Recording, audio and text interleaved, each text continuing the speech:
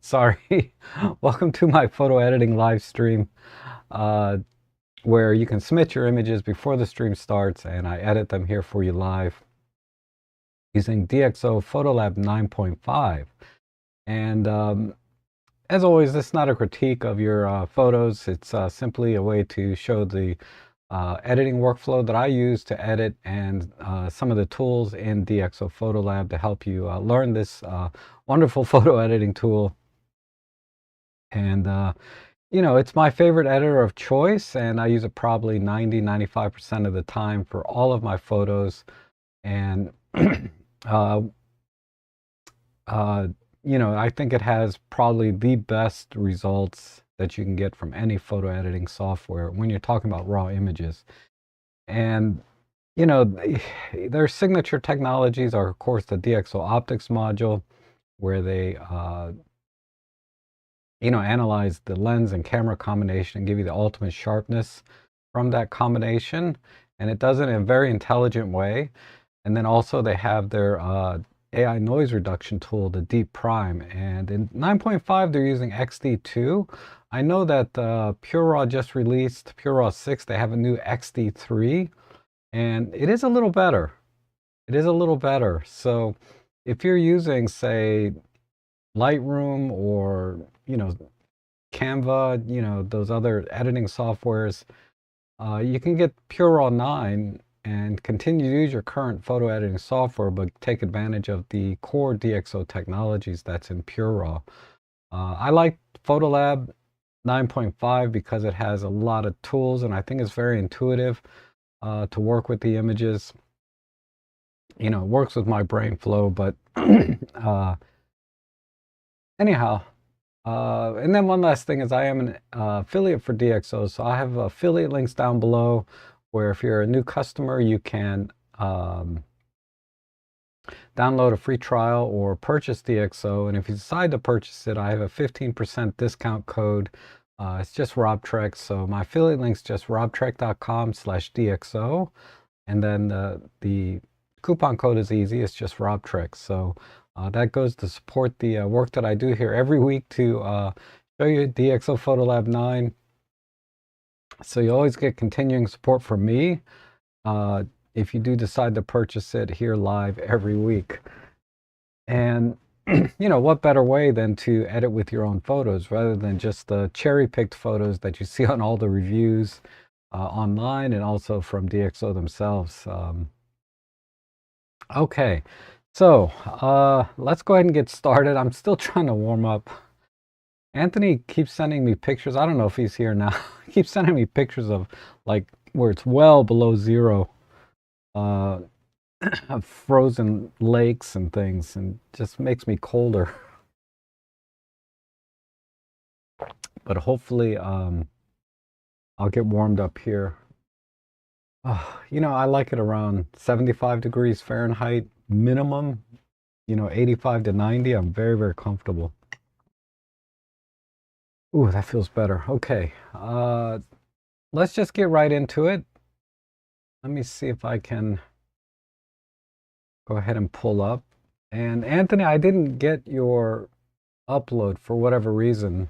I don't know if you can send me a link to it in the email, and then I can download it. That way, if you have a link to it directly from a Dropbox or something, that'll be fine.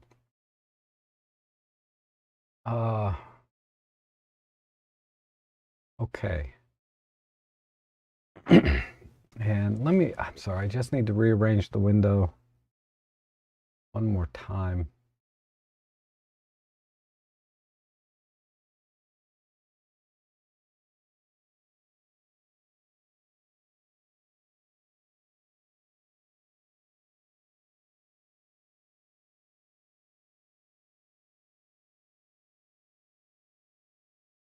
All right, very good. Oh, yeah, John, he noticed my fingers here. So I get these, apparently I'm hypersensitive to cold weather, and I get these, I think it's called chilblain or something on my finger. This is my shutter finger, right? So I have the cut off finger on my glove. So this is the finger that's exposed to the cold. And then for whatever reason, my pinky and my thumb also has a little bit of a little bit too. You'll notice my other hand is fine, right? But this one is, yeah, it's pretty painful if I bump it into something. If I'm just typing and using the mouse, no problem. Okay, but thanks for asking. Okay, so we should have the, oh, you're seeing my live screen. Hold on. There we go. Wonderful. Oh, Heather, it's in the 80s where you are. That's perfect. Okay. I mean, it's like 68 degrees in my room, but that's still not, you can see how I'm dressed. I don't like it. We'll start here, one from Paul, Paul Crisp. We have a, oh, what is it? It looks like a coot, maybe. And, all right, so when I start with an image, I like to look at the overall composition, if I have to straighten any horizons, do any perspective corrections, and then I also look at the exposure, if it's too dark or too bright, and then also the white balance. And everything here looks perfect so far in terms of, the capture. So all we have to do is just make it look 10 times better, right? So there's a lot of things I like to do, particularly with, wildlife, water type shots like this, waterfowl. So I'm going to make the water darker and shinier. Maybe try to minimize the background a little bit by making a little bit darker. And I think the exposure on the coot itself is just perfect. So really, really good exposure. Looks like you're in really good light too. You're at 1/4000th of a second, and you didn't have to go up to a million ISO. So anyhow, I think I will balance the composition just a little bit. Let's try a 16:9. And yeah, just the top and the bottom. I'd like to have a little bit more balance there. And then let's look at the rule of thirds here. I think I'll just bring this down so we have our foreground, our midground, and then our background nicely separated there. Whenever you work with a two-dimensional image, I find just a simple rule of thirds. I don't try to overthink it to add some depth to the image. And okay, so, and then from here, let's try the AI tool. And I found that just using the pointer, okay, hard drive is spinning up. Give me a second.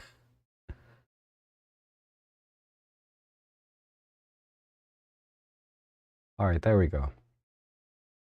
So yeah, good job there on picking the water. But the AI tool has several selections here. You can use a pointer tools, a box tool, or, you can select different subjects. For whatever reason, this has been very flaky for me. I never use it, and it's very slow. I find just using the pointer tool to select things works well enough rather than using the subject to text tool. But okay, now that I've selected the water, I like to just do some clear view just to make it shinier. Maybe just pull in the blacks a little bit and shadows. And I'll come back to the speculars there. Maybe I can push the speculars a bit, meaning, the water right in here, the splashing water. And whenever I work with the selective tone, I always like to make a straight line. I think that looks the most natural. And I'm just going to bump it up a little bit. I might have overdone it a bit, but that looks good there. And whenever I make something darker or brighter, I like to adjust the white balance accordingly. Plus or minus 500 Kelvin is my usual window. So if I make things darker, I like to cool it off just a little bit. And that's got a little bit of a green tint. So we'll pull that out by pushing the tint.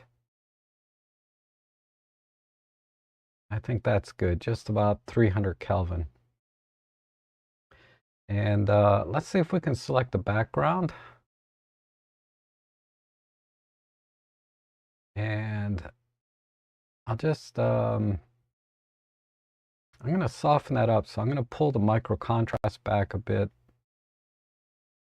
in the contrast, and then just make it a little bit darker.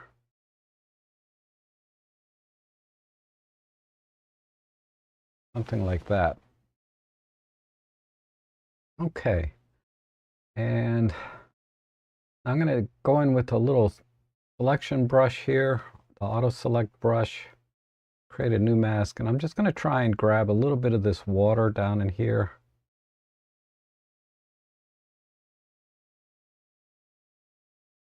And just make it a little bit brighter, just to kind of go with the splashing.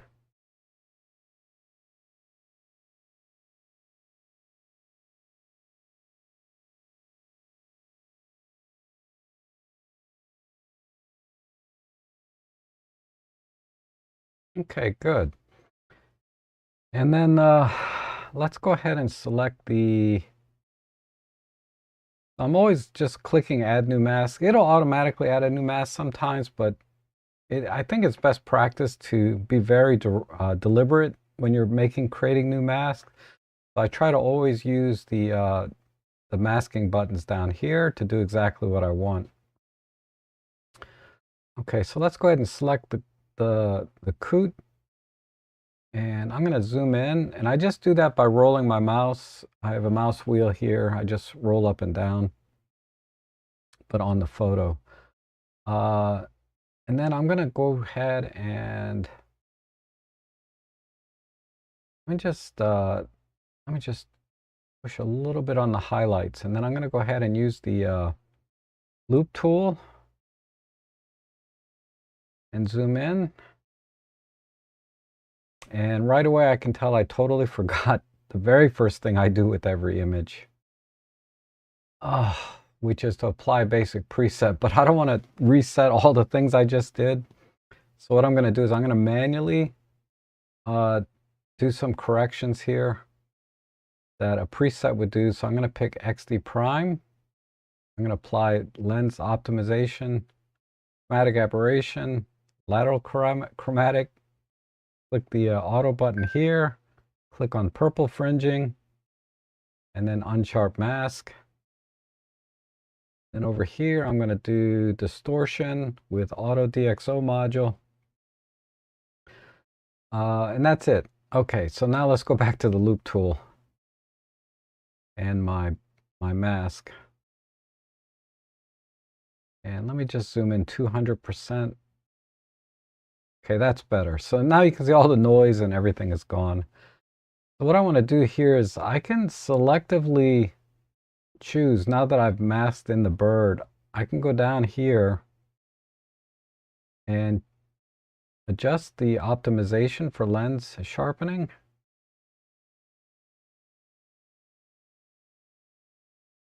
I'm just going to crank this up until it looks about right to me. I've been accused of over sharpening a lot, and yeah, no question, I do tend to do that. So just bear that in mind. Okay, and then let me try force details.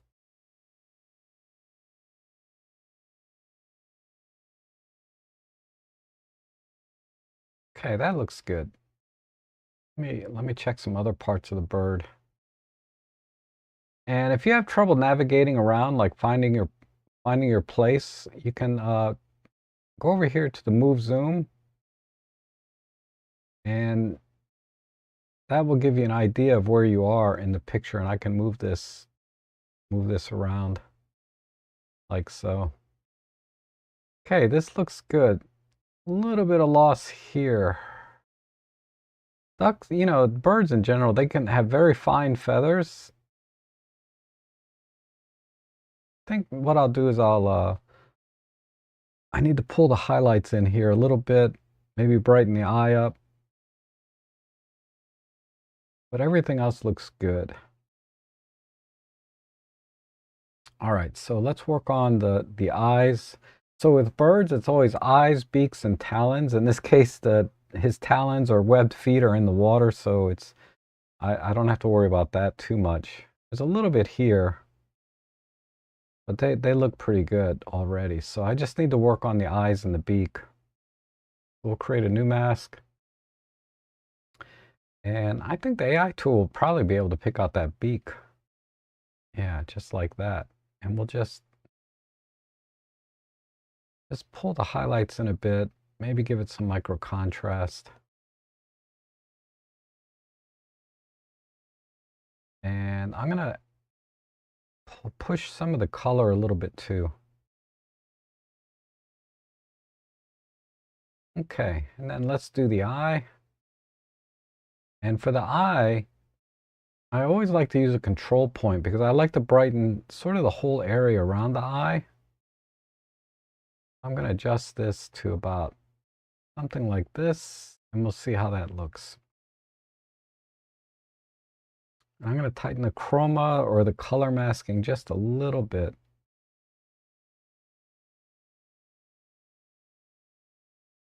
Okay. Let's brighten the eye up a bit. And you see how it just subtly brightened the area around the eye? I like to do that. Okay, and then just like we did with the water, I like to make the eyes a little bit shiny using clear view and micro contrast just to give it a little more pop.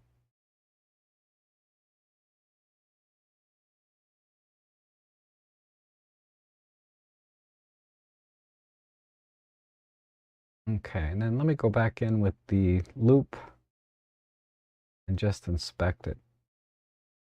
Okay. It's looking good. All right. One other thing I might do,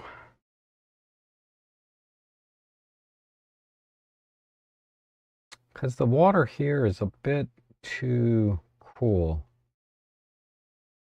So I'm going to adjust the white balance a little bit.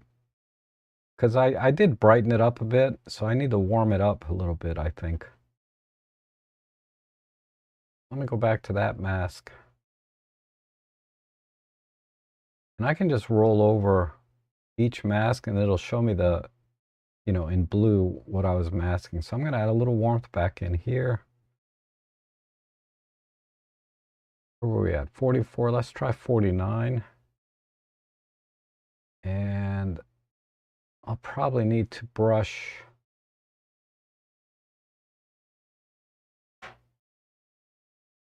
No.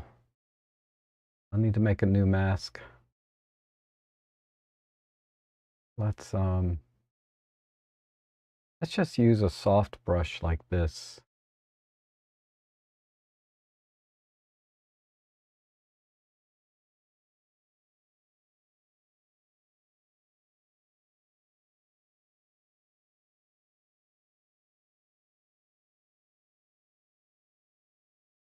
And we'll go up to about 4900 Kelvin here. Okay. All right, that looks good. Let's go ahead and export that. Well, let me just eyeball it.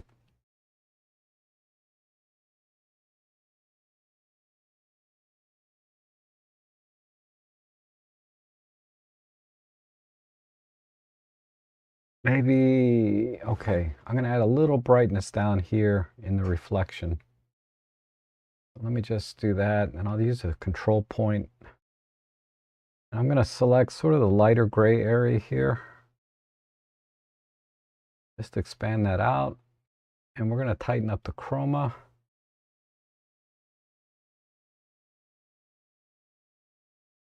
And the luma just a bit.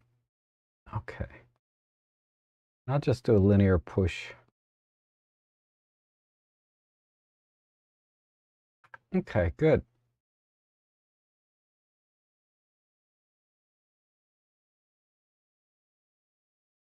I think we're all set. Maybe some micro contrast on the entire image just to bring out the speculars a little bit.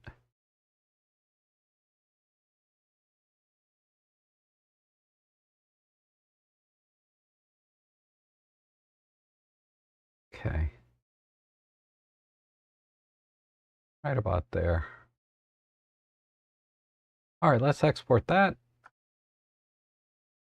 Oh, wait. I gotta make sure I'm going to the right place. Original folder. So when I export as JPEG, I do, whatever folder. I'm gonna do original, and then sRGB, and then all the EXIF data. Now we can export.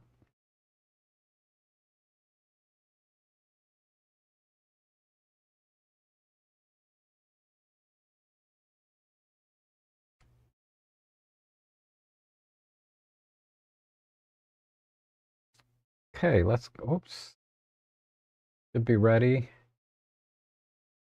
So now I want to compare the unedited version with the edited version that I just created. So I'm going to select the output, the standard output, the JPEG I just created, then go ahead and reset the original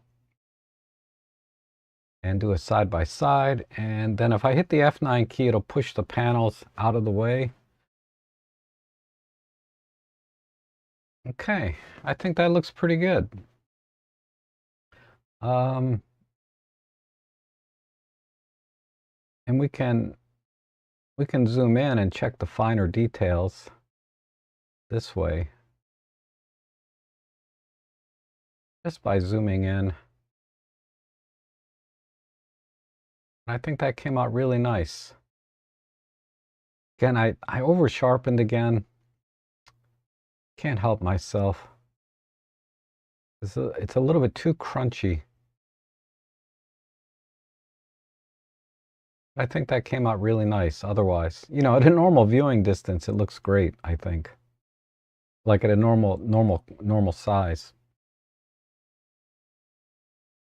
Okay. Very good. And our next one here is from Zimph or Impf. Not sure how to pronounce that, but okay, I'm going to hit the F9 key to bring my panels back in. And I'm going to go ahead and apply that basic preset. And I did it manually last time, but this just does it all at the same time. And okay, so in this composition, yeah, I think this will benefit from a 16:9 as well. I'm going to click on the perspective correction here. No, because it's just a tiny bit off, it feels like.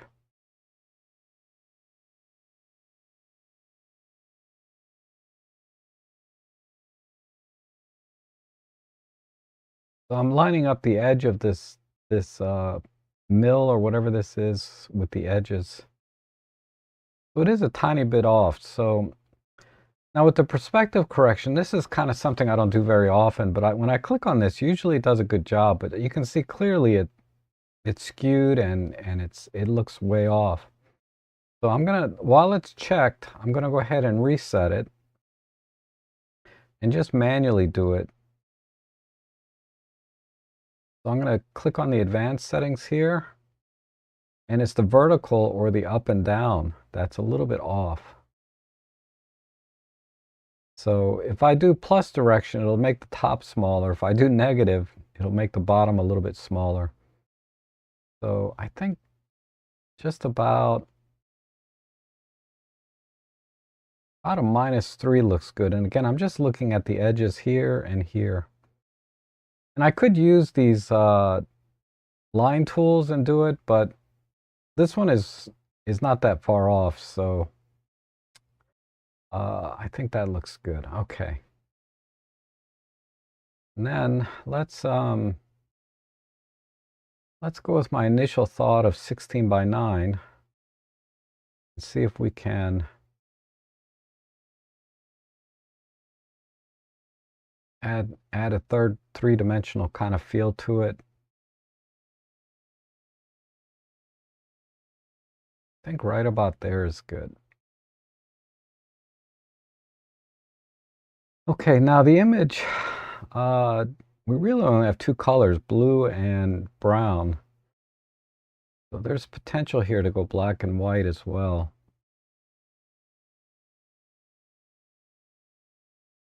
I just want to eyeball that. My spacing is a little bit off. There's a little bit too much space here in the crop. So I'm going to move this over.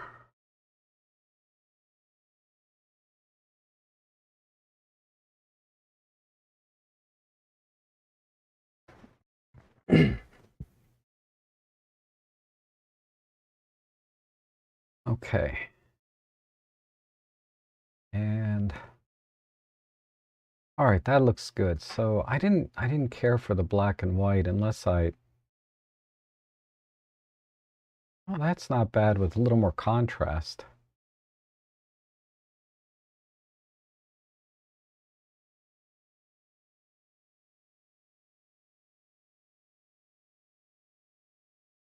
Because what I like the silver tones and grays in here, but they have like this uh, sort of yellow tint to it because the lighting is a little warm.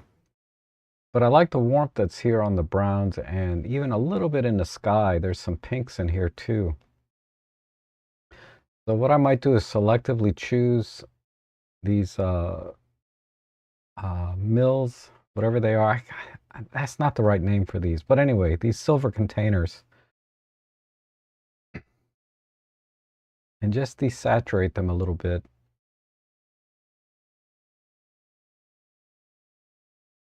Okay, all right. So what I'm going to do is I'm going to go ahead and use the AI tool. See if we can select the foreground and just make this a little bit darker.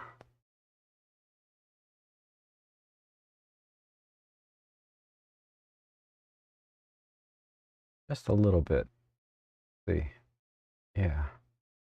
And then let's select the sky. That looks good. It missed a little bit in here. That's all right. And just add some clear view to make them a little more dramatic. Maybe a tiny bit of micro contrast. Now let's push the highlights a bit in the midtones.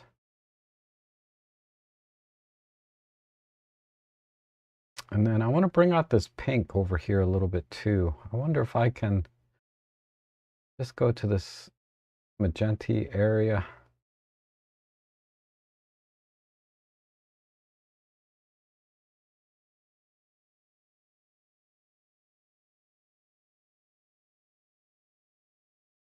Just a little bit. Let's shift them a little bit warmer.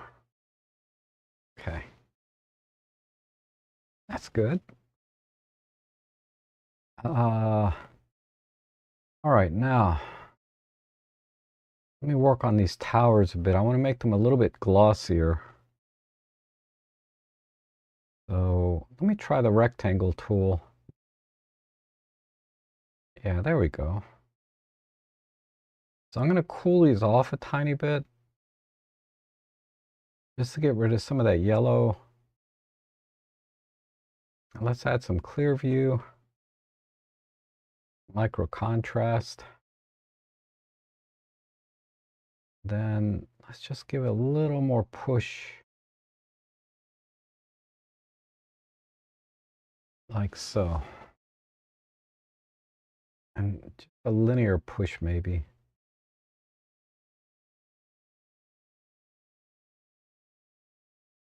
All right, I'm going to go back to the foreground.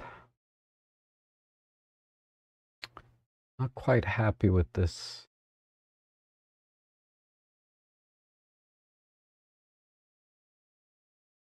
I'm going to do a quick compare. I think the foreground, it just needs something. Maybe clear view? Micro contrast? No.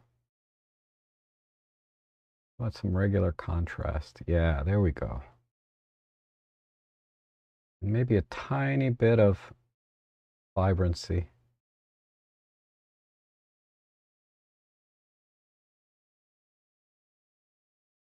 All right, we'll call it there. We'll export that, JPEG, sRGB, EXIF data.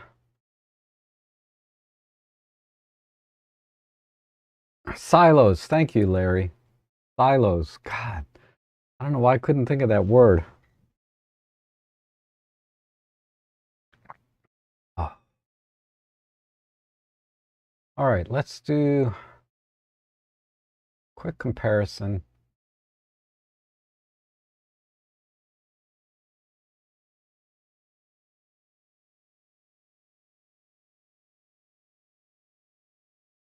All right, so yeah, I think that crop works well with this. A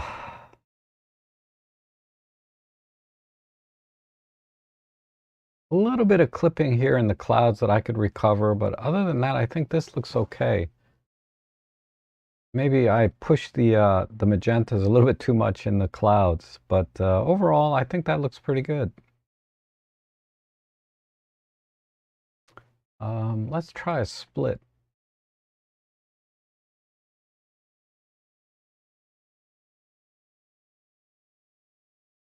Yep, I like it. I like it. Very straightforward. If I were to keep editing this, I think what I would do, I'm just going to hit Control Z and go back to my original edit, is try to bring in a little more shadows. You know, the sun is coming almost directly straight on. I wonder if I go to the global.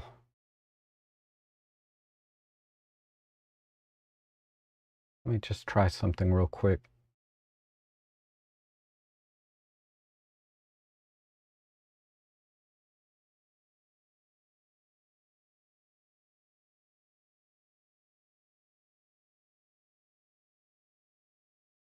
And then bring a little bit of warmth back in. Let's try vibrant. Just a little bit of warmth.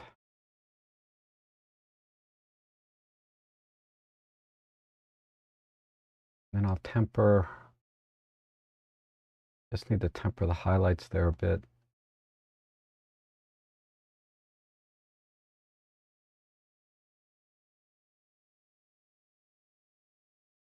Let me pull back this.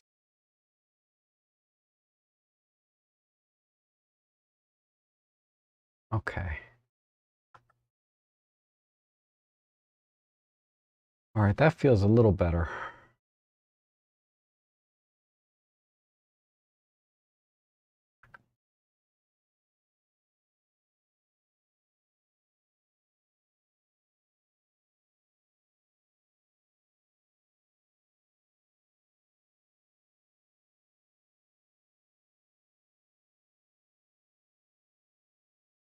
All right, very good.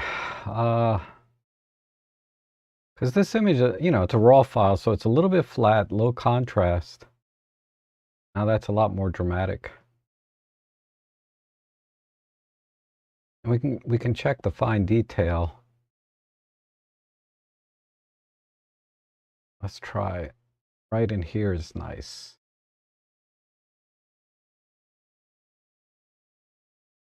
Kind of compare the difference. Oh, there's a little bird here, maybe. Maybe. Or maybe that's a spout. But yeah,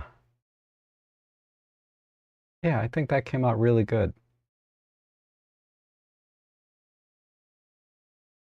Okay. Let's go to the next one. Okay, and this one's from Jeff. Okay, let me apply basic preset. And I'm going to really isolate this area here. Sorry.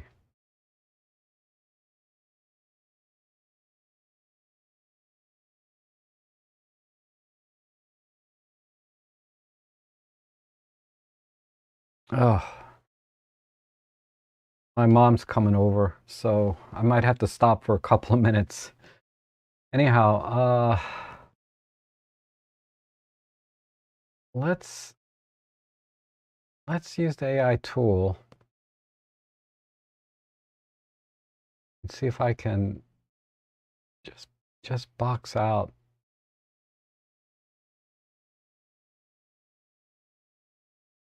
I'm going to hit the shift key and just add a little bit more down here while I'm selecting it. So you'll notice it created a submask. I'm going to brighten this up. Let me try something a little extreme.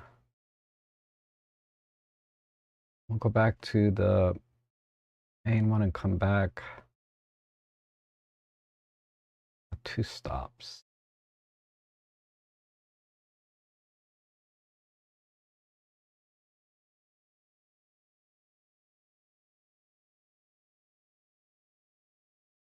Okay. I'm just getting a feel for where all the light is.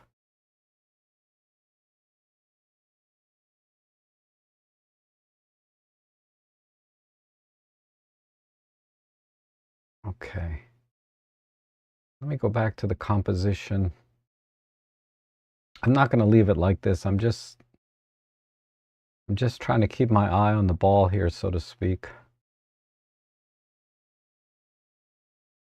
And, you know, with animals and people, generally I like to put the eye somewhere on the rule of thirds here. But I think a vertical would be better here.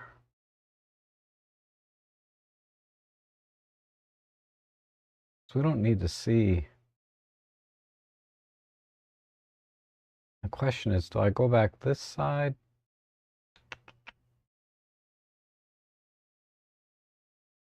We're leaning into the right. Maybe this way.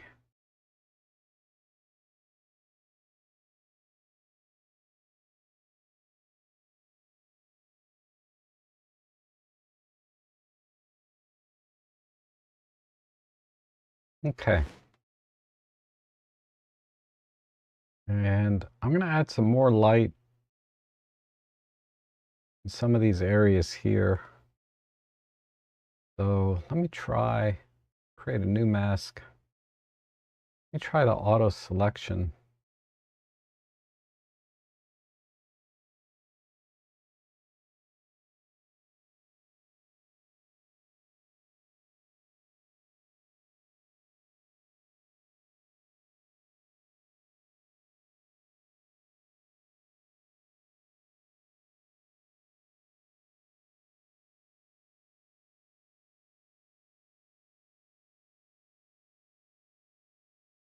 Okay. I'm going to mask in here. I'm going to make a new mask here because I don't want this to be as bright.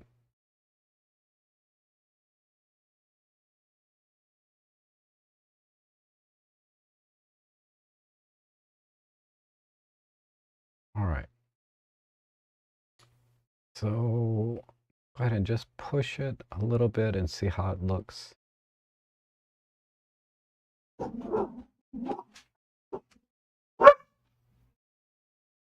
I think my mom is here. Okay, I'll be back. I'll be back in 2 minutes. I'm sorry.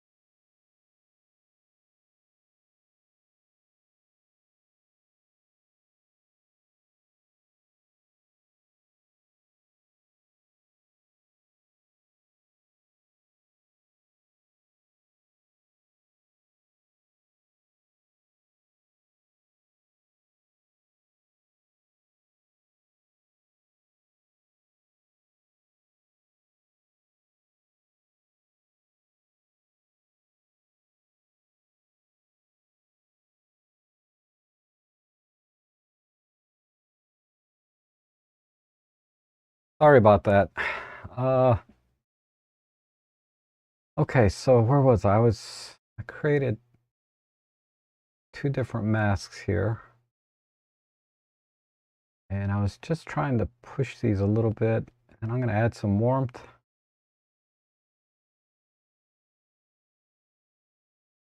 Where we at? Let's just add about 400 or 500.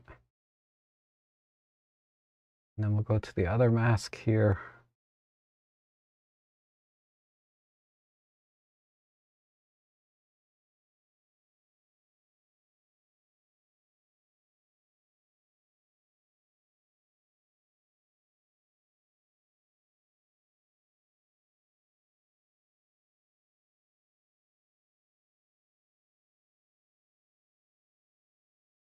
Okay. I'm just going to soften it a little bit. Let me try with a brush.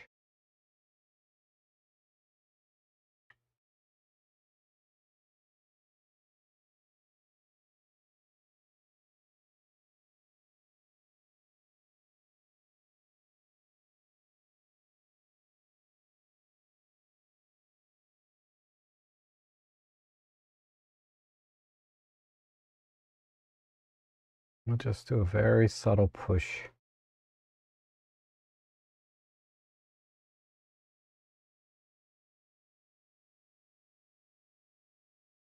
Softer here.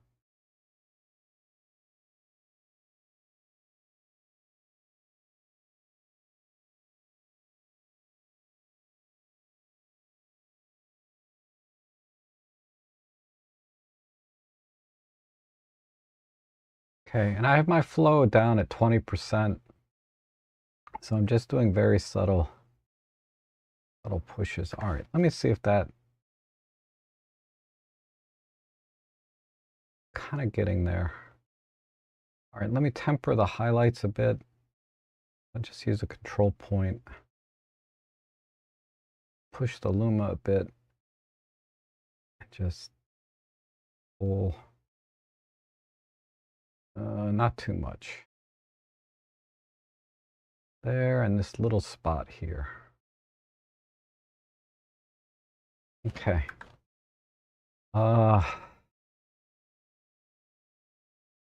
That's good. Now, let's do the same thing with the flowers. Make a new mask. I'll just use a, yeah, I'll just use a regular brush. Just add some shadows.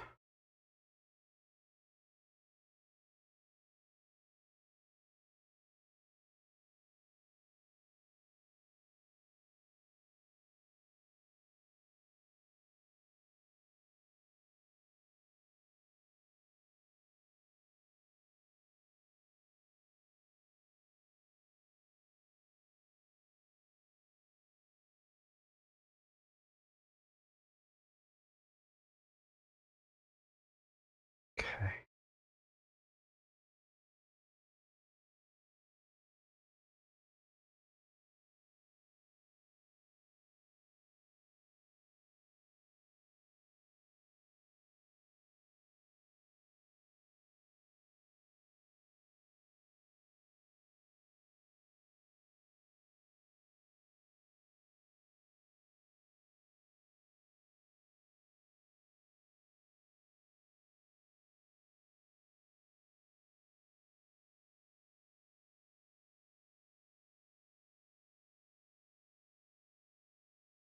A little bit in here.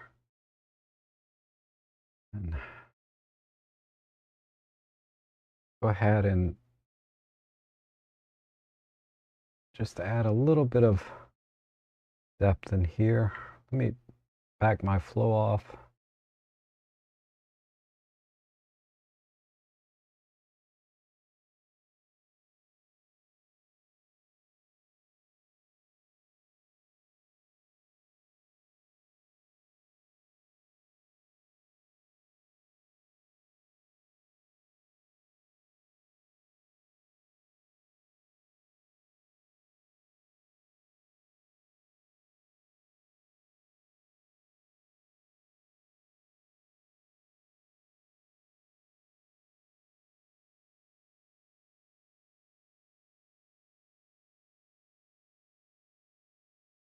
Okay.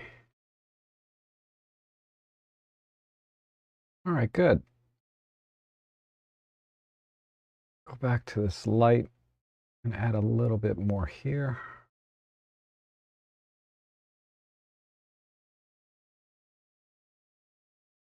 And maybe just a little along the back.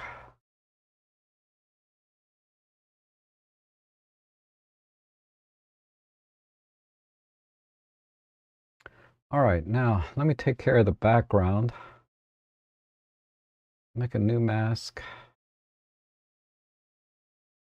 Let's just blur it a little bit more. I'm going to go down here. Add maybe about 20% blur. Let's see.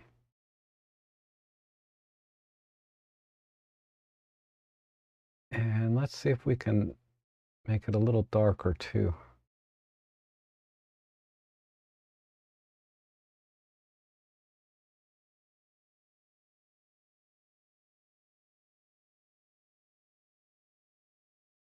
All right, and then I'm gonna add a submask and try and select that same area like this.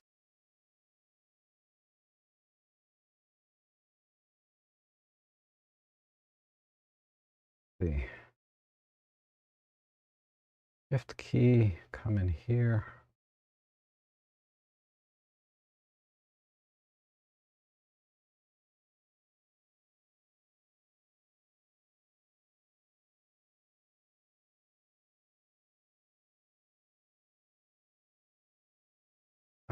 Maybe a brush would be better.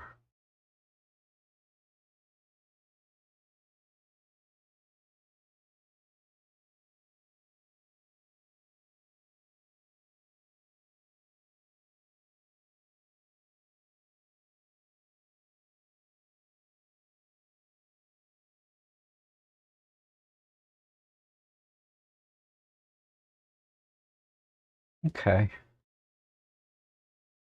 And hopefully I did this right, but go ahead and hole punch it.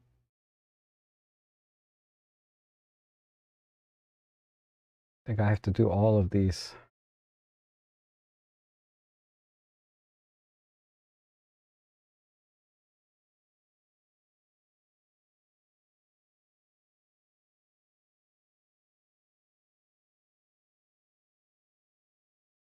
Okay, we just need a little bit more shadow.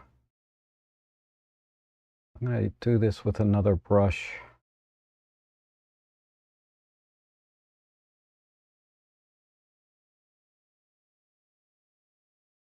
These flowers are still just a bit too bright.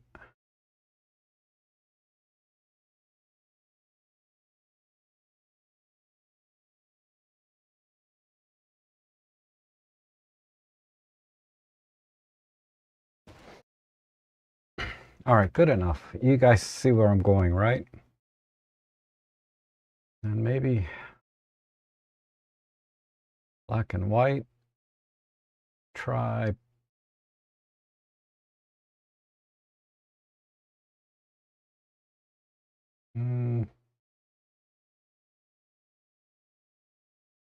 go with strong, but then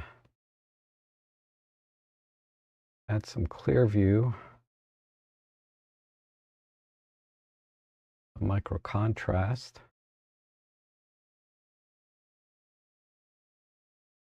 And then just brighten this back up a little bit.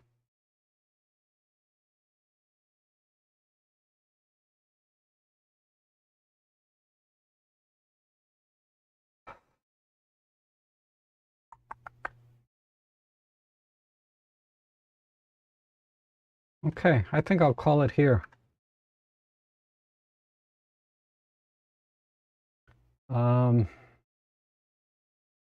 Not quite happy though.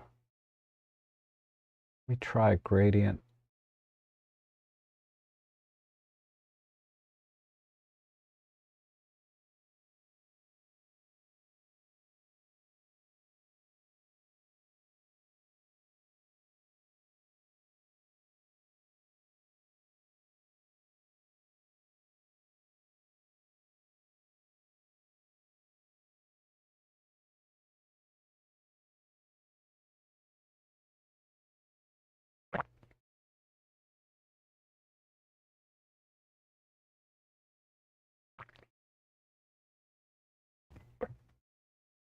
I guess.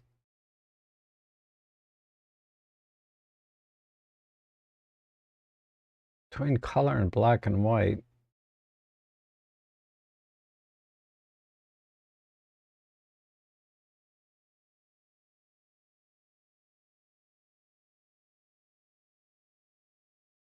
Either way looks okay to me. I do color, I'm just going to desaturate a little bit. Just on the vibrancy side. And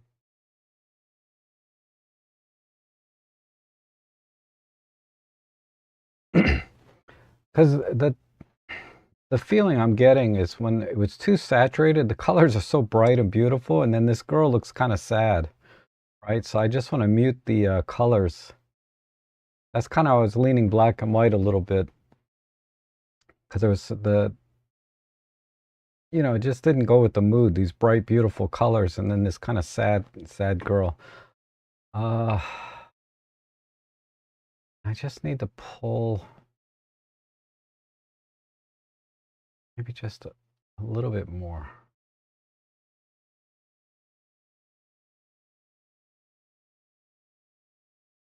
All right, let's export that.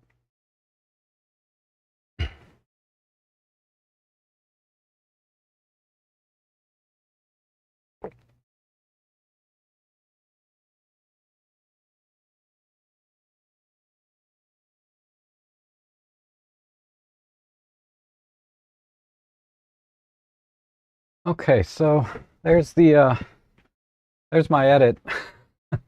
Pretty dramatic change, I guess. There's some other things I might do. I was leaning towards maybe even instead of going crispy, going a little bit softer. Let me just try that since that'll just take a second.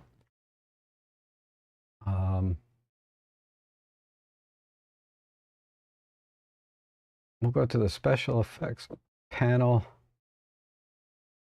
I'm not 100% sure this isn't part of the film pack. But we're going to create a soft focus.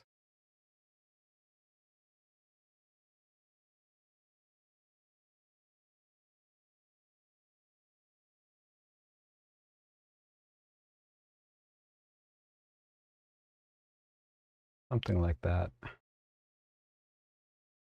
Just give it a little diffusion.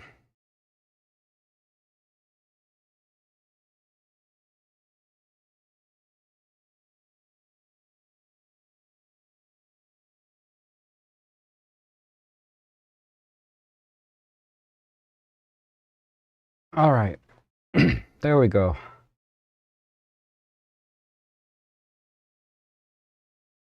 Anywho, I could spend some time to make this completely black in the background, but I think it's okay the way it is. I think that isolates it nicely. All right, very good. There's the before, and there's the after. All right. Guess I'm feeling a little creative today. Let me stop here real quick and just look at the chat section. I know it's been kind of going crazy. So I see Paul's here, John's here, Larry, good to see everyone. Hello, hello, hello. I'm just scrolling through the chat here. And Cynthia Mock is here. Okay, yeah, I think you sent an image too. Yeah. Yep, I did see it. So that's actually next. And it is a coot, okay. Yeah, I thought the background looked familiar, the lake. And you're gonna send your edit in. Okay, we'll look at what's come in since I started editing. You did a -1 EV? That's about right. There's still some wiggle room there in the raw file, so -1 is about right. And oh, you like the water? Cool. And you got your edits in. Okay, we'll take a look. In settings, there is an automatically use camera rendering if supported. Yeah, so basically it's gonna, I haven't really played with that, but I believe it applies the color profile and optical corrections, I believe. I'll have to get back to you on that one. Maybe next time, Heather. I never use it. I always use the DxO optics module and the color profiles that DxO offers. Because when I'm editing, you know, if in the color profile, there is generic, and then you can select the camera profile. So I think it does that. I don't know. I've never used it. That's a good question. It's an elevator, and those are silos. Yep. And let's see. Heather asks, oops, I'm sorry, it jumped down on me. Heather asks, how did you take a black and white photo and just bring out one color? For example, of someone with a red hat, the whole pic is black and white except the hat. Oh, so a selective color. We can try it on this one real quick. My first thought would be to just go down to the HSL wheel down here, right? And desaturate all the colors at once. Oops. So we got the HSL wheel, right? This is the original image. I would desaturate the entire image, you know, with the white dot here. And then go down here and select, say, this color. And saturate it, something like that. If I wanted to emphasize maybe the statue, the blues. And if that's not enough, I can spread it out. Because there was some greens in that statue. Something like that. The greens, there's not too much blue and green in this image. Another way would be, let's see. Yeah, just the reds, right? So something like that. Oh my God, you're not seeing the screen. I'm sorry. Let me reset this. So this image here, right? If I just wanted to do the reds, you know, I would go down here to the HSL, the color wheel, basically, select this white dot and desaturate the whole thing. And then use the eyedropper and select the color that I want to emphasize. And do that. So that's how I would do it. Okay.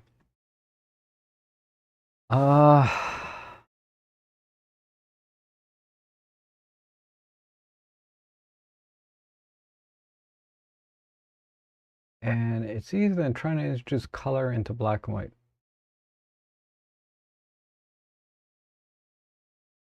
It is easier than, oh, right.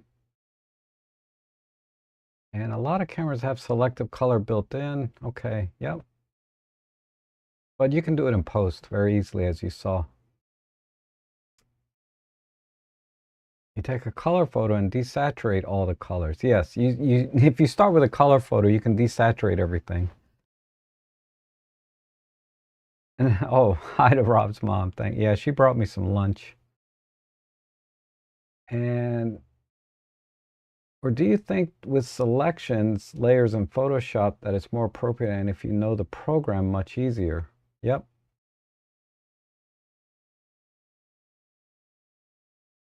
And Anthony's here. Okay, good. So I'll check the download folder again, see if yours came in. And David SSG says, I adore the results, and at the same time, I've grown to dislike a lot of time spent in post-processing. Yeah, definitely. You have to enjoy post-processing, right? And Rob's a bit of a magician with this stuff. Oh, thanks. You're too kind, though. And good morning. Good to see you. And let's see. Just getting through these. Nice job with the sculpture. Oh, thank you, Jeff. Yes, I did. Okay, good. I will get to yours next. I think automatically use camera rendering is when you have the camera connected via USB and you use your camera's onboard hardware. I don't know. I'll look into it and not sharing. So yeah, sorry about that. I got it. All right, let's go ahead to Cynthia's. All right. Before I get there though, I noticed there's a little red or green arrow down here, a down arrow. So it means I need to install the optics module because they don't install every optics module by default. You have to download them when it says it doesn't have it. Okay, very good. Now we can apply our basic preset. Oh man, a D7500. That's awesome. I haven't seen output from this camera before, actually. I used to have a D7100 back in the day, but the D7500 is a totally different beast. Different sensor and other things. Okay, so yeah, white balance, exposure, composition, all look pretty good. Let me just see if I can experiment a bit here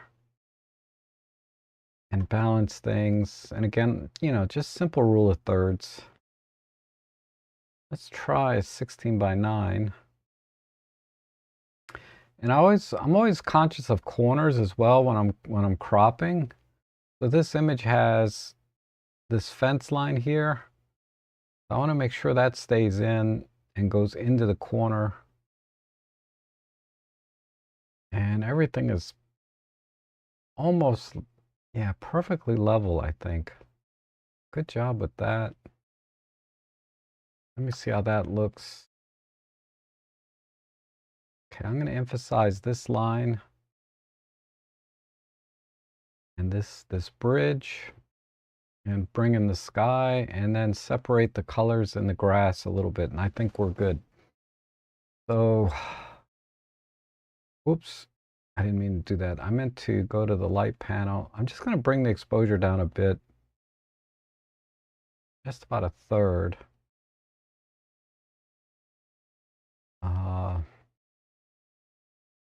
Let's go ahead and start with the sky. That's the low-hanging fruit, right?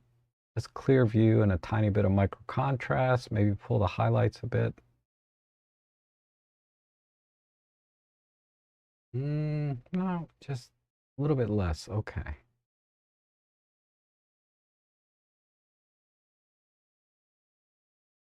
Okay, and then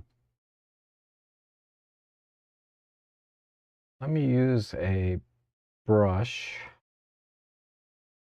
And I'm going to go back to 20%.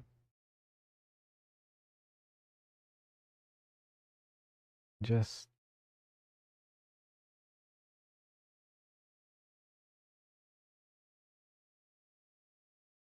we'll just add a few random up and downs.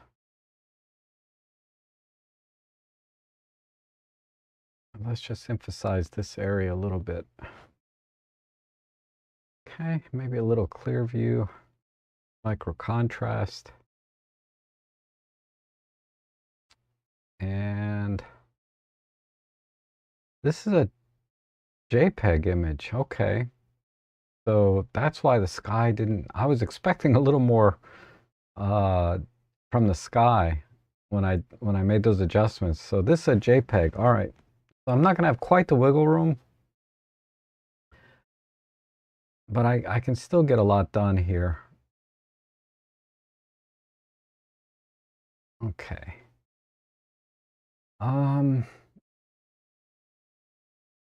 Let me go back to the color wheel. See if I can just push just the yellows a bit, brighten them up a bit. And then we'll go to the greens, tighten that up a bit. So I'm just separating the colors in the grass. Brighten that.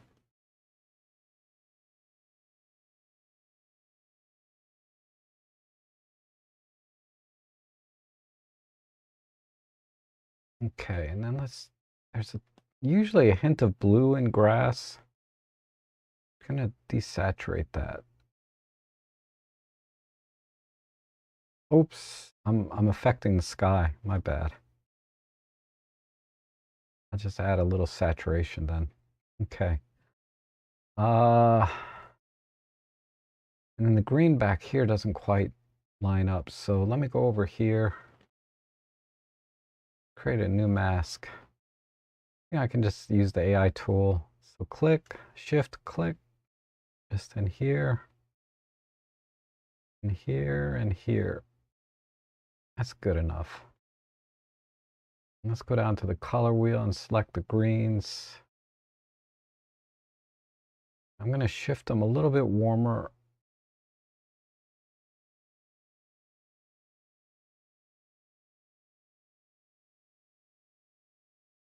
Okay, and then let's do the same thing. Let's make a new mask. Here and here. And I'm going to push the reds and oranges in here.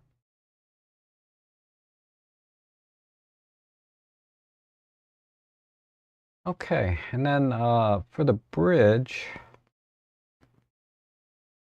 let's make a new mask. We'll select the bridge. I'm going to add some clear view and micro contrast just to bring out the textures.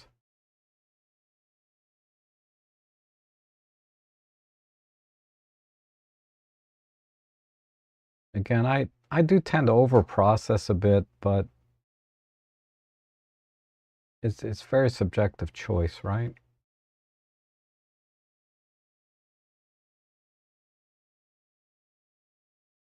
Okay. All right, now let's see if we can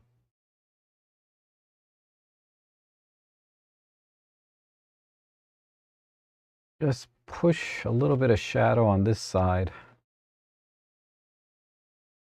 I need to select sort of the greener parts. Okay.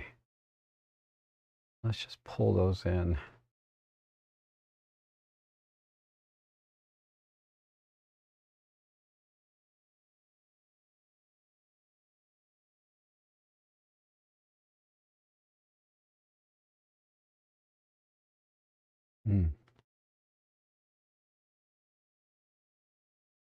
Maybe just spread that a little bit more with less masking.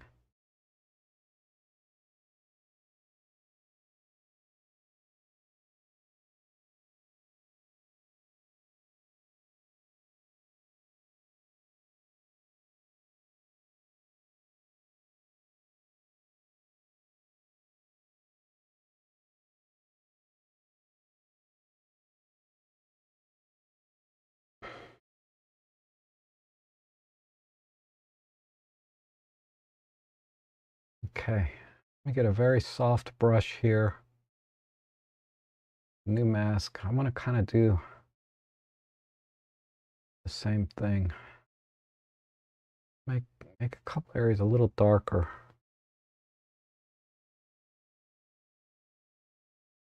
Maybe drop the contrast a bit too.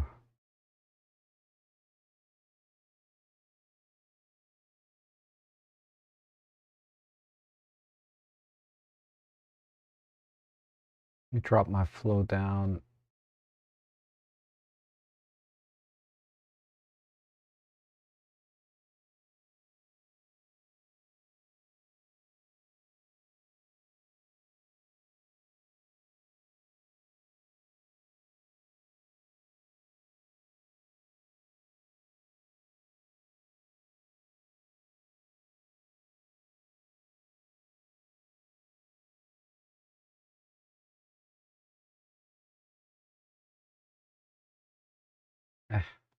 Probably need to use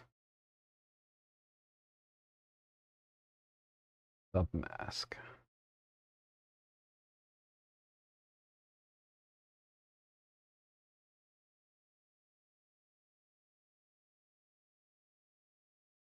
Crap, I screwed that up. Let me try again. We'll leave it. We'll leave it. That's fine. Go back to this brush.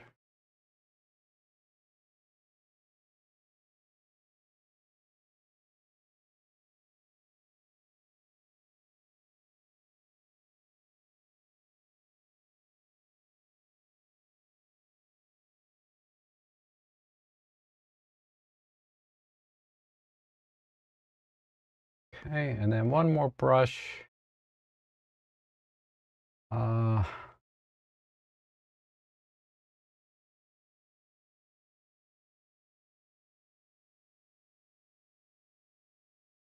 We'll just push.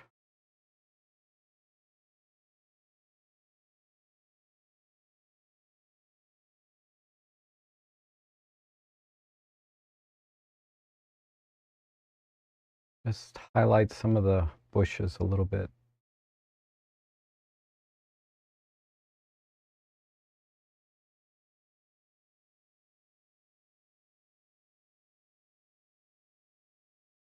Give this a little more flow.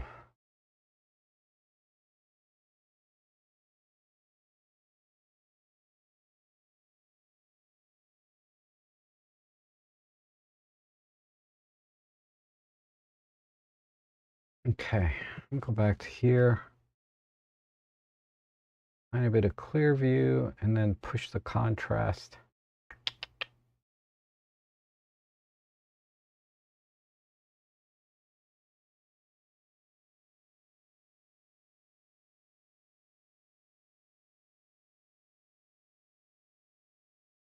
And then let's add a little bit of warmth.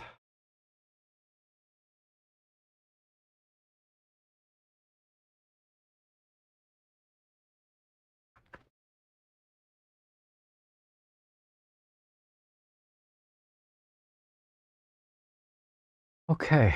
Well, I don't need to export this, so I'm just going to compare it directly.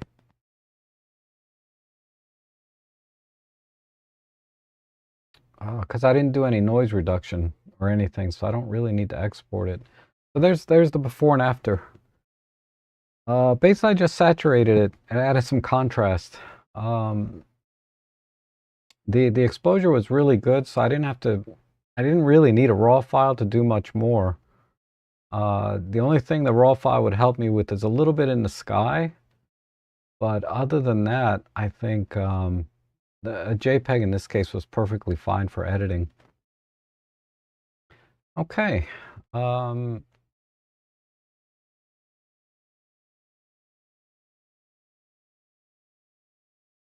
Yeah, and you can see the detail in the brickwork, or the stone, the cement in this case looks like it shows a lot better, right?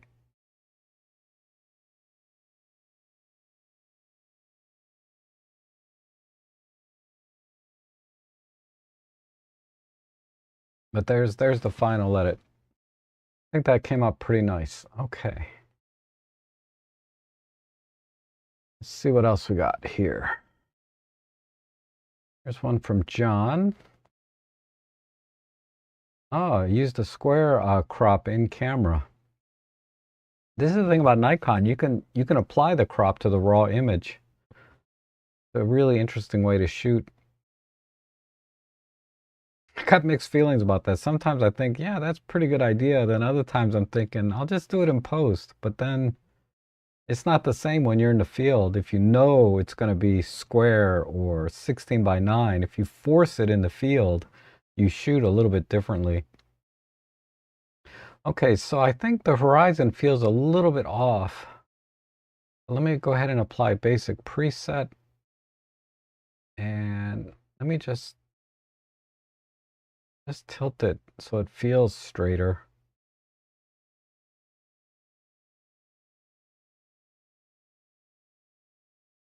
And I'm going to keep a square crop,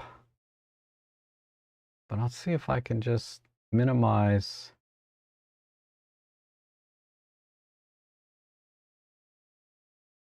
Let me see, just balance it a little bit.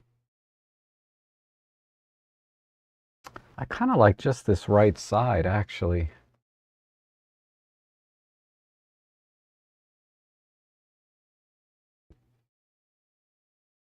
I'd like to keep a square crop just because that's what you did in the field. Let me see.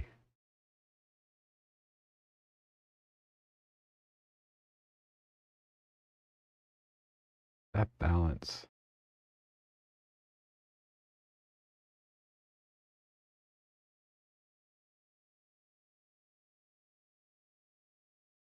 Right there.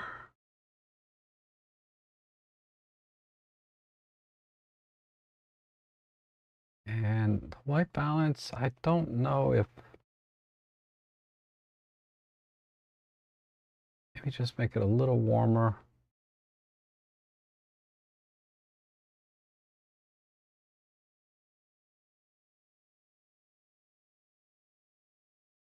So about 500, 700. Let me go about there. And globally,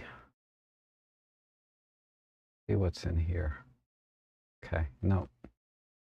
Let's make it a little softer.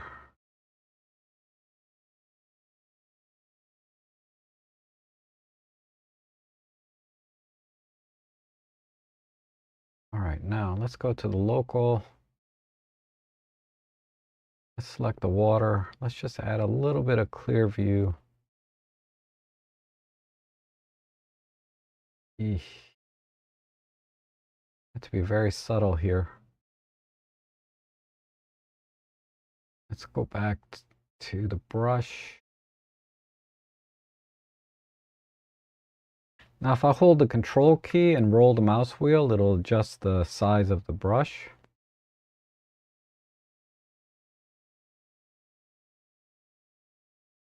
Let's see if I can just push the reds in here.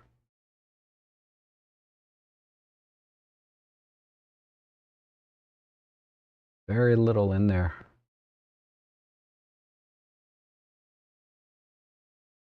Yeah, it's not making any difference. A little bit.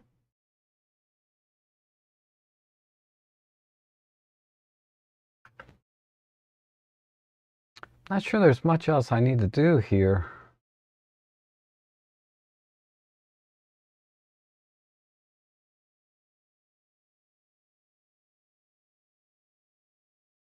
Maybe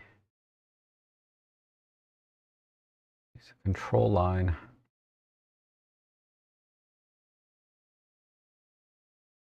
No, let's make it even foggier up here.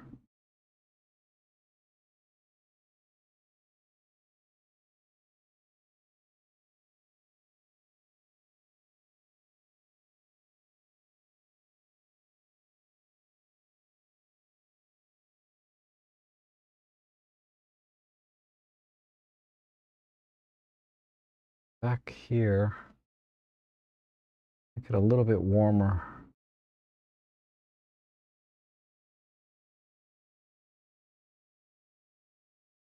And maybe just pull it back.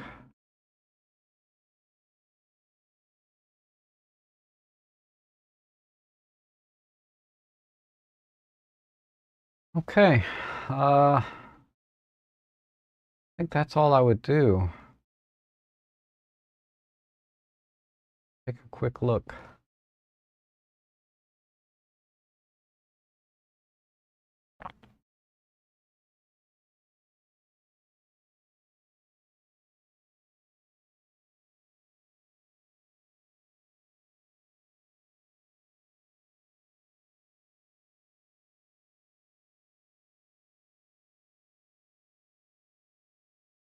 So I think, yeah, I just wanted this tree, or these pair of trees with the reflection. And then just because of the height, I couldn't really crop in all the way unless I went with like a 4x3.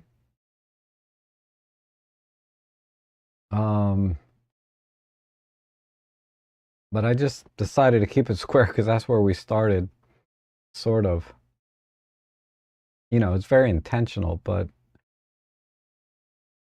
Um, I feel like a 4x3 vertical,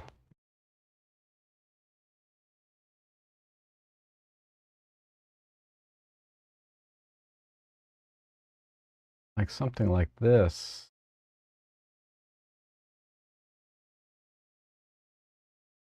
I feel like something like that is a little more balanced and focuses on this one tree.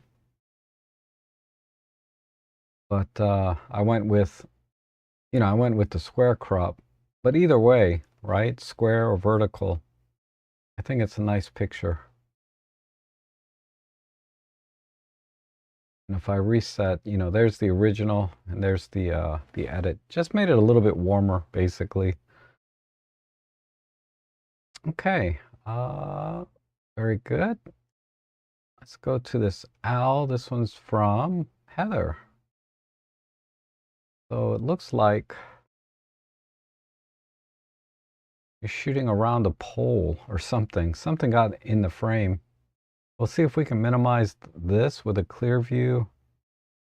And let's go ahead and apply basic preset.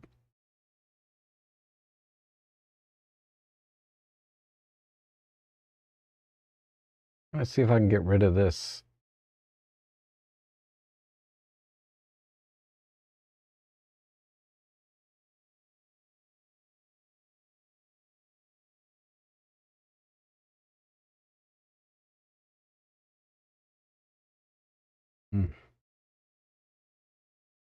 Not really.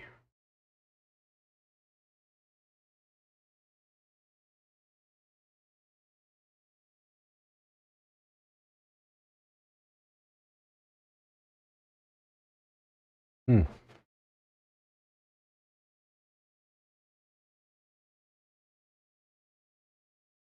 Try a different way. Uh,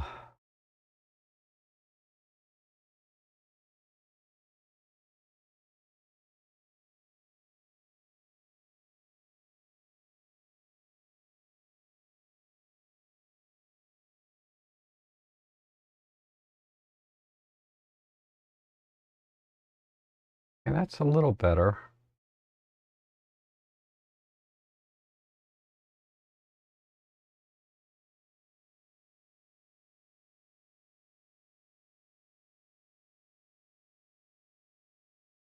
That helps a little bit.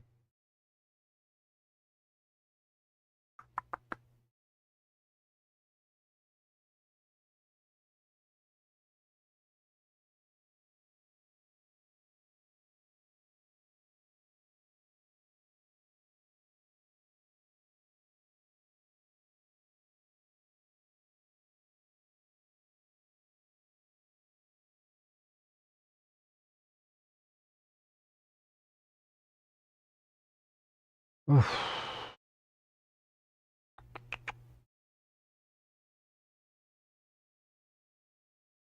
Go over here.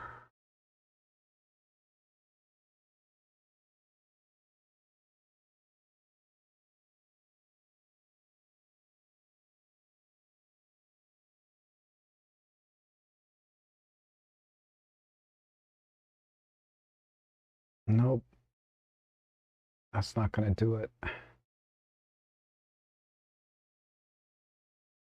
think that's the best I can do with that.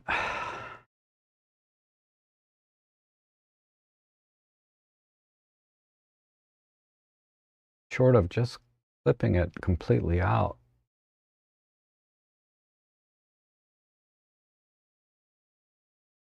Okay, let's try that. And then we'll just recover parts of the owl.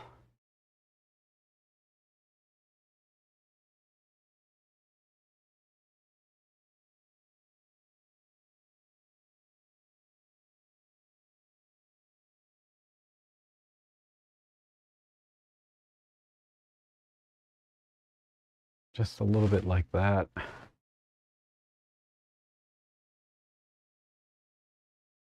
Okay. Oops.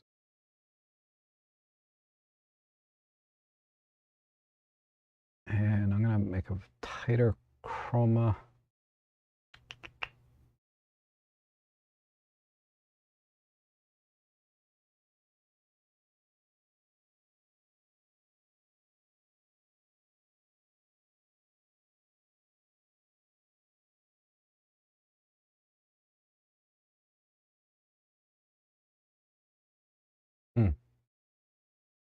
Okay.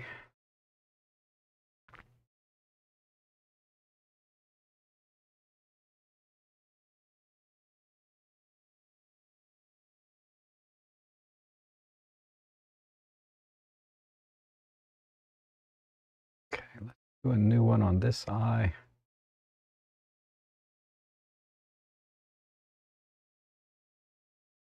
And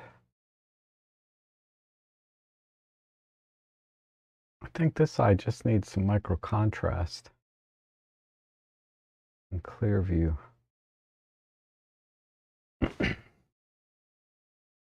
And we'll do the same thing for the beak. Clear view, micro contrast, bring it out.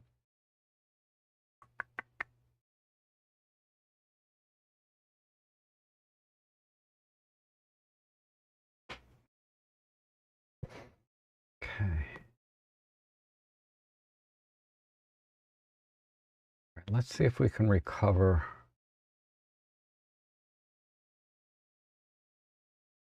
without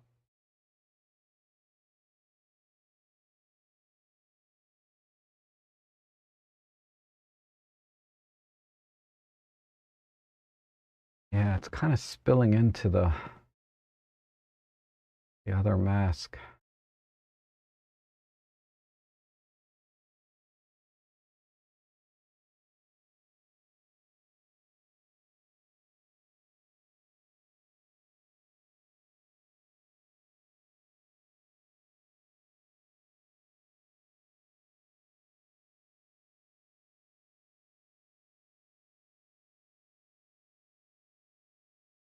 Let me do another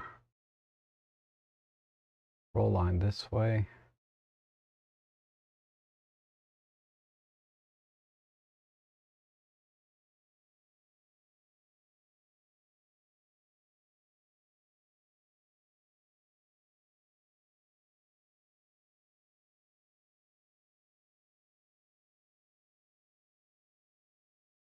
Back to that first one. Let me warm that up as well, just a bit.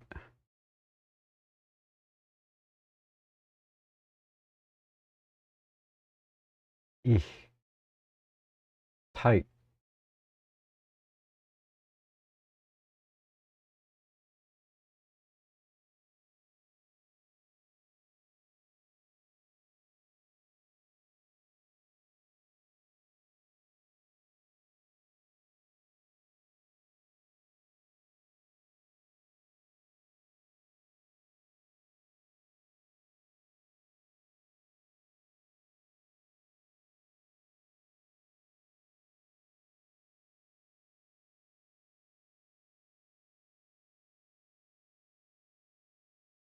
Okay, let me go back to that mask. This one, right?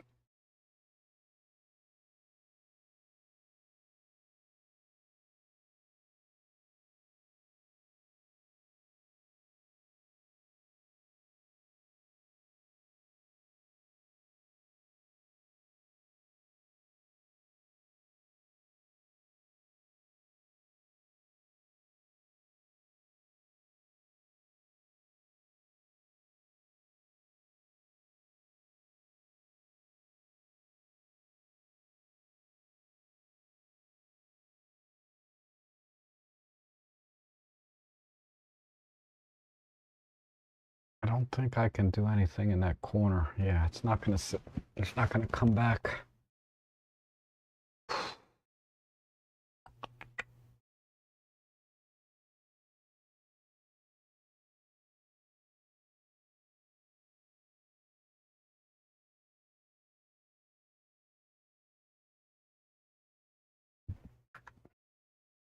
All right, I think that's the best I can do there.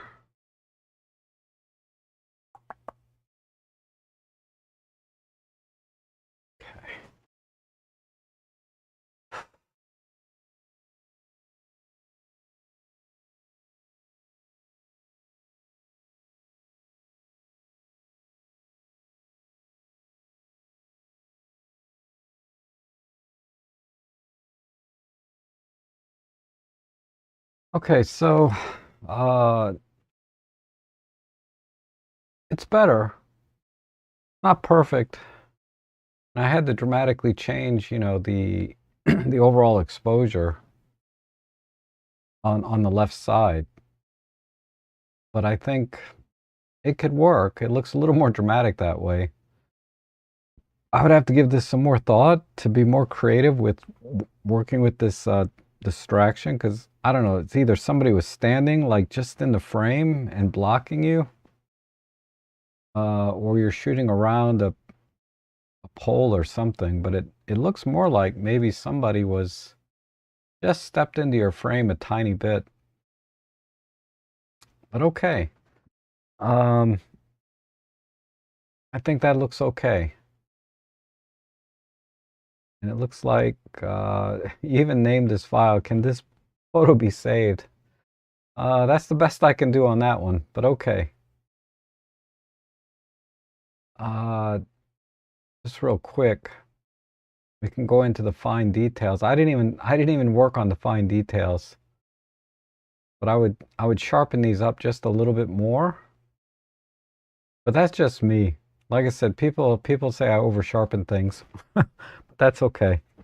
Let's go to the next one. And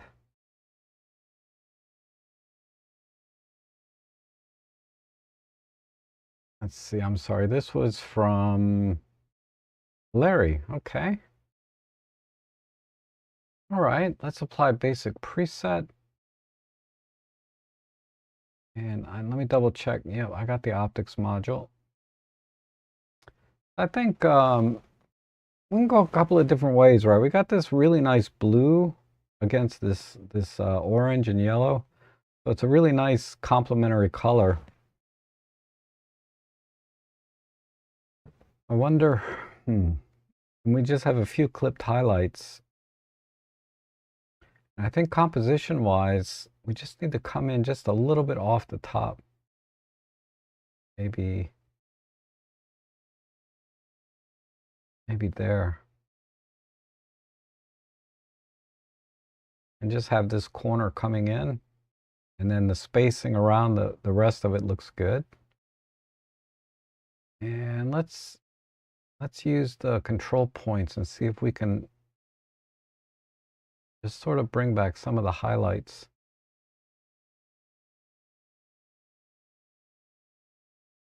A little bit. They're completely clipped for the most part, so we'll just have to leave it. But we'll go ahead and go back to here. The color, I'm going to pick vibrant. And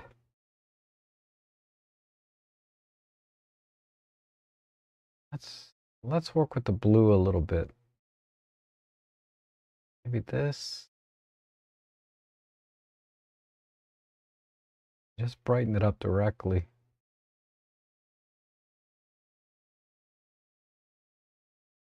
I kind of like the blue in the background. I wonder if with the AI tool I can do a little more. Create a new mask.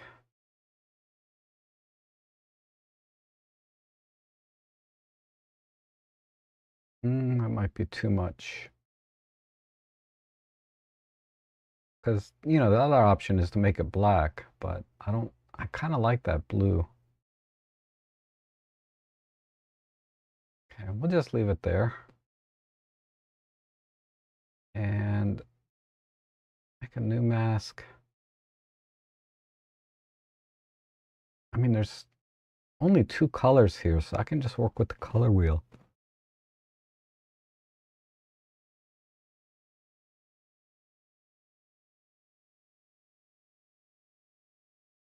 make it a little brighter. And then let's add some micro contrast.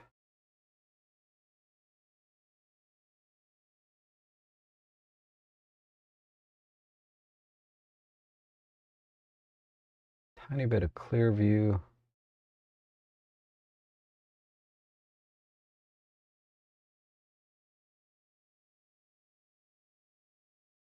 Yeah, I like that. Go back to the background. Pull the contrast back.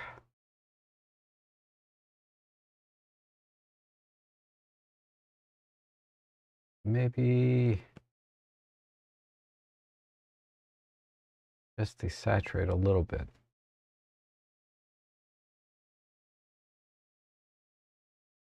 Okay, I think that's it. Export that.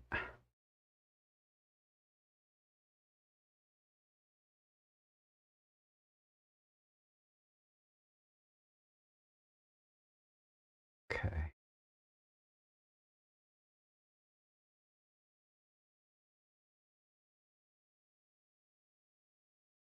Okay, so I just kind of leaned into the bluish background against the orangish yellow leaves. I think that's all it needed. And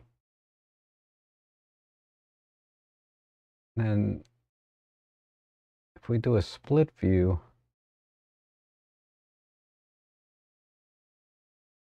you can just check the finer details. But I think that's pretty good. One thing I might do is bring some of the saturation back into the yellows. Maybe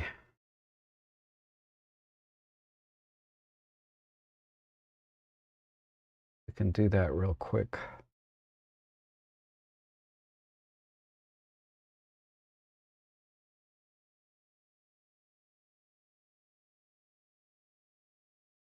Yeah, something like that. Just a little more saturation. Okay, I think that looks good though. Just a slight crop and then saturation. All right, and then we got one more here. This is from William. Okay. So it looks like a seagull flying past a waterfall. That's cool. My basic preset. And globally, it's a little bit dark. So let me just brighten it a little bit. I can go quite a bit here. And go to the AI tool, we'll select the water.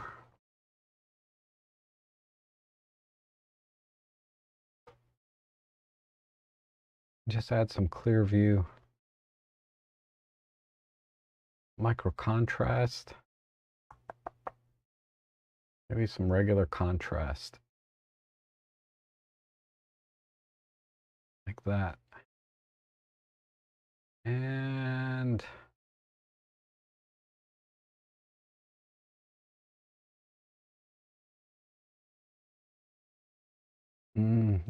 let's just pull the saturation back a little bit.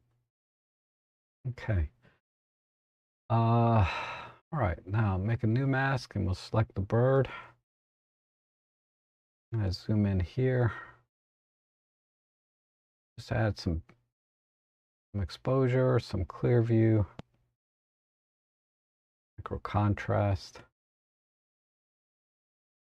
Check the fine details. Let's see if we can clean that up a little bit more.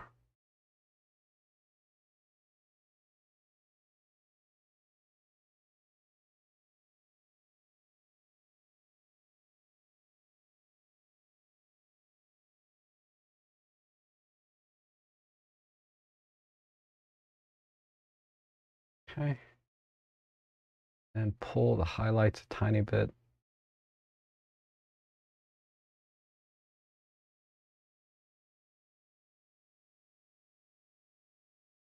Now let's just add a little more light to the face. Whoops, break that down. Because the eye is kind of hidden, so just add a little bit there.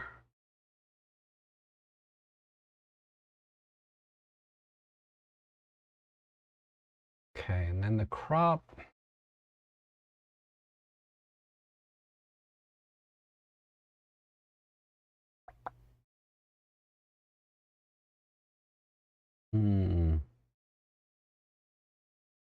Just put them in the center.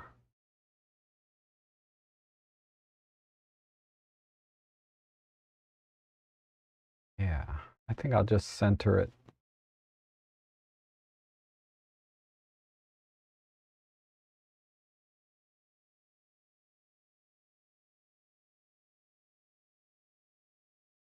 Okay, let's export that.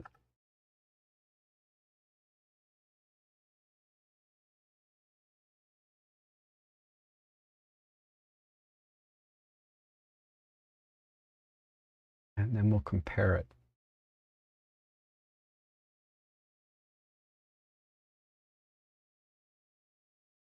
All right, so yeah, just need a little brightening, basically. The bird is really small in the frame. There's less than 1 megapixel on that bird. So I didn't have to do too much work there. But we can sort of just kind of come in and see how we did with the details. So not bad. Looks a little sharper. And I think the speculars in the water came out really nice overall. And then I just centered the bird for the composition. I wonder, one other thought I had was,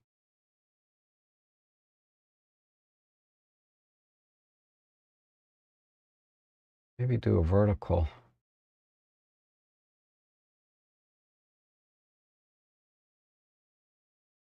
I'm on the third.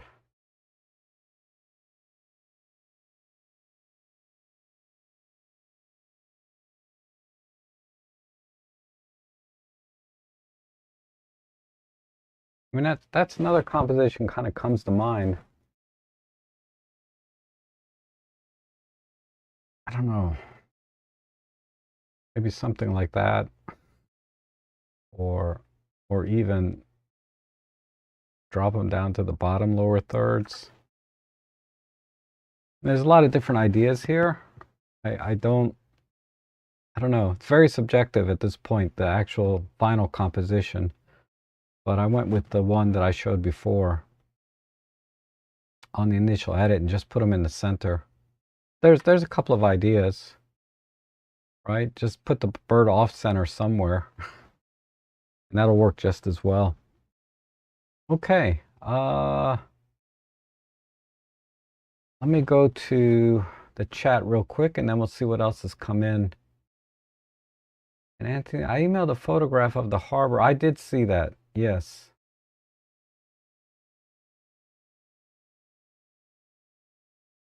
But it's frozen now, the picture you showed me, yeah. The lake is frozen, because the picture from before, it was, you know, the lake wasn't frozen, but now it's frozen. And Henning says, the new compensation algorithm in DxO PR6 is huge. The new compression cuts the DNG file size in half, and I cannot see a noticeable difference. Yes, I agree.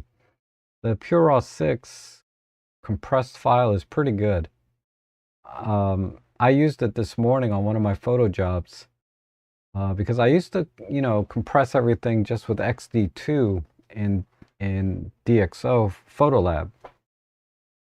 And I would end up with like 50 megapixel files when it was originally, say, 20. So they would double in size, or more than double in size. But now with this compression, they got down to less than half or a quarter of what they were. And for the work that I deliver, I can't tell any difference at all. So it's going to save me a ton of file space. And Anthony says, out taking photos, the Arctic pack ice is in the west and northern side of Great Northern Peninsula. I have not been lucky enough to see any harp seals on the ice. God, you're making me cold again. My fingers are really cold. I don't know why today. I got to check my circulation or walk around or something.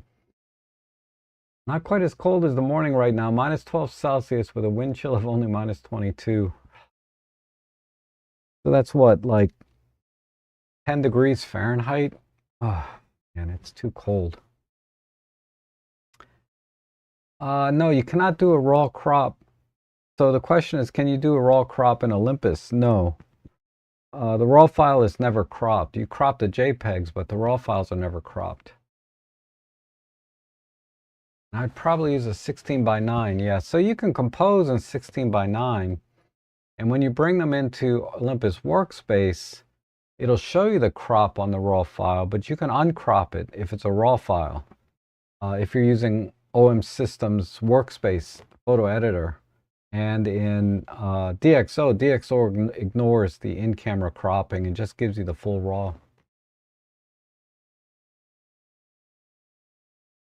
And let's see, I think this was metal caging in the photo. Yeah, that could be. Oh, so, okay, so you like the edit of the owl? It came out okay. Yeah, I mean, you wouldn't know unless you were looking for it if there was a problem with that owl photo. But I just basically hid it by pushing all that into the shadows, right?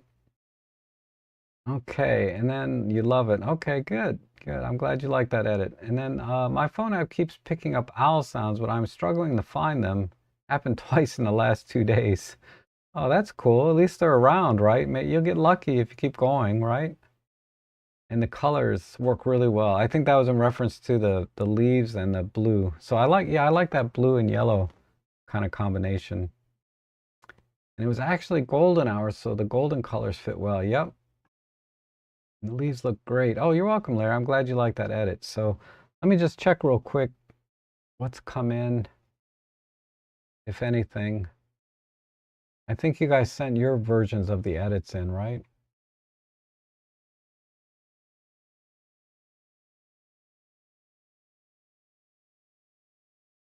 Let's see. I'll download this. Yeah, download. Save. And XYMPG. Maybe it's just an acronym and it's not actually supposed to be pronounced, but XYMPG sent their edit. They went black and white. Okay. And that's it. Okay.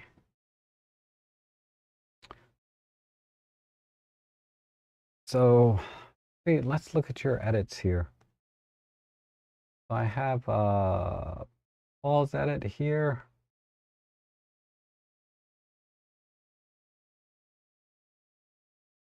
I'll set this as a reference.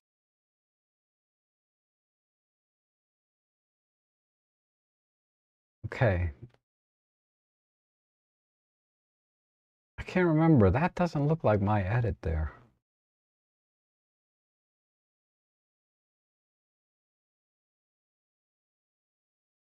Is that what I did with your photo? No, this is your edit. I think this is my edit.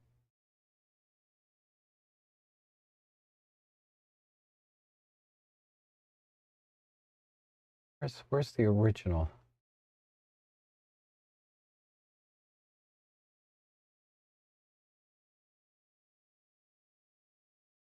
Yeah, that's what I did. Gosh, I went, wow. That's a huge difference between yours and mine. I mean, we cropped almost exactly the same. But my edit looks like crap compared to yours.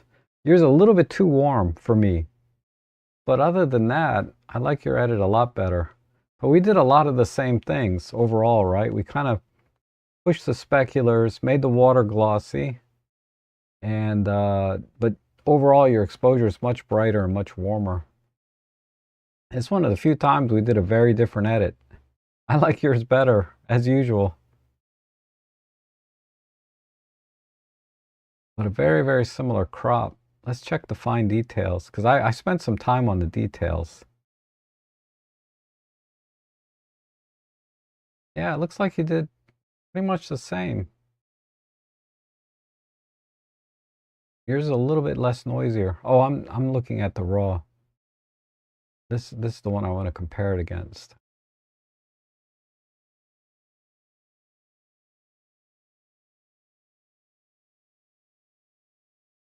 Yeah, I think I did a little better on the details, the fine details.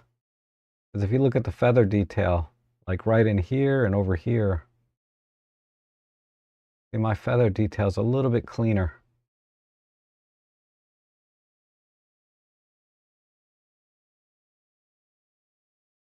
But I think, yeah, my image could definitely use a little bit of be a little bit brighter.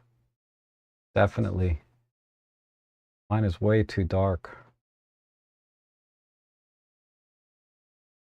Something like that. And then you went warmer too, right? That's probably where I would land. But okay, very good. And then let's see, this was my edit.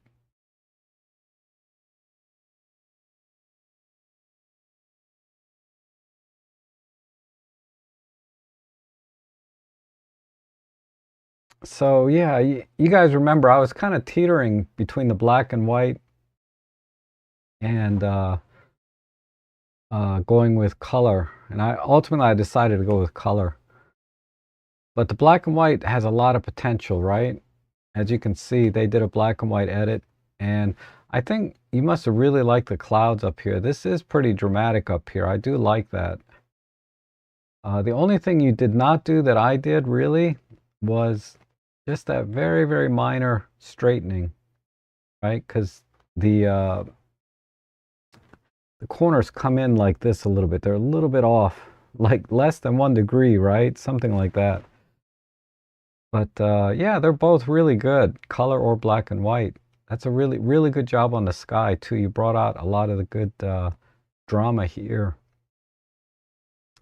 And I bet if we converted this to color, the edit is really close because it looks like you darkened the foreground a little bit as well.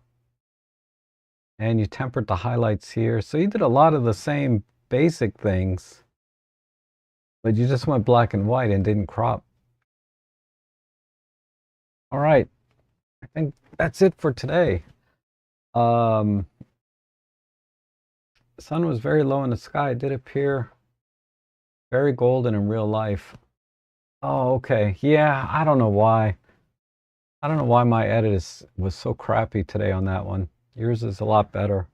Other than the fine, fine detail, you did a much better job overall. There's still a little bit of a green tint though in yours. Maybe push the magenta a tiny bit. And you might have over sharpened too, maybe. Depends how you sharpen though. Sharpening can really has a lot of variables there, right? Because you can do the unsharp mask, you can do the intensity on the lens optimization, you can do extract details. There's so many options for sharpening, and it takes a little bit of practice to kind of with each one to get it just right. But I did notice the new XD3 in Pure Raw 6 is even better at pulling out those fine details. It's amazing. Because I compared XD2 to XD3 on some of my images, and you know, right out of the gate, it looked better, sharper. But what I have to do is see if I can manipulate the XD2 file a little bit to get it pretty much the same as XD3. It's very subtle, the difference, but it's there. And what setting made yours cleaner? Usually, I'm not sure what image you're referring to, but what do you mean by cleaner though? Like less noise? Then that would be the DxO noise reduction. If you mean the sharpening, I don't know. Let me know what image you're talking about and then I can try and figure it out. But usually clear view and micro contrast makes things look a little cleaner. Okay.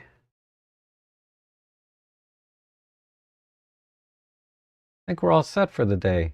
So, um, Paul's. Oh, okay, okay. So yeah, it was. Let's go back to my edit.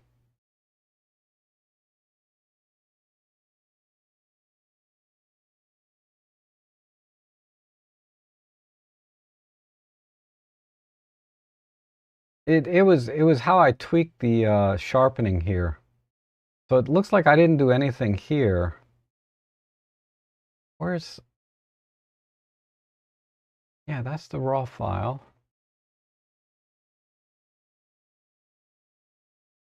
Oh, I did it in the masking here. So let me find this one. So if we scroll down here, I only sharpened the bird and not the rest of the photo. So I cranked up force details and the lens intensity optimization and the sharpness intensity. So yeah, I just cranked them up down in here. That's all. Like I said, it might be that might be the difference, because I can make this look a little bit more like Paul's. So let's pick, like, look at the fine feather detail right in here and down here, right? If I pull this back, that doesn't do much. Yeah, I think it was this slider mainly. The lens sharpness optimization, because this is a little bit closer to what Paul had. Maybe he did this, but yeah, it's kind of a balancing act between these three sliders uh, to get the sharpening right, or to whatever you want it to be, right? Okay, so we'll call it there. Thanks everyone for submitting your images. Always a pleasure. And I'll be back again next week. Be sure to check out the DxO Pure Raw 6 if you're not using Photolab, because you know what's going to happen is in what is it? Probably in the fall, like closer to October, November timeframe, DxO Photolab 10 will be out, and they'll have XD3 in there. Because we do have XD3 in Photolab 9, but it's for X-Trans sensors, the Fujifilm cameras only. But now it's available, so I doubt they're going to provide it as an update to Photolab 9 users. That's just not the feeling I get based on previous updates that I've seen over the years. They'll probably push it into the DxO Photolab 10, but hopefully along with like a 10 other, updates. There's a couple of things I've been waiting for that, like I can't adjust white balance or tint. I can't adjust temperature and tint with an RGB file like JPEGs and TIFFs. I only have a very coarse white balance slider. It'd be nice if I could do temperature and tint on an RGB file. And layering and some other things I'd like to have. But all right, you guys, thanks again. We will see you again. I'll be back on Sunday for a normal photo chat stream. And we'll be back again next week for our shopping and photo editing. So you guys have a great weekend, and try to do that every day, right? Have a good day every day, and you'll have a good life.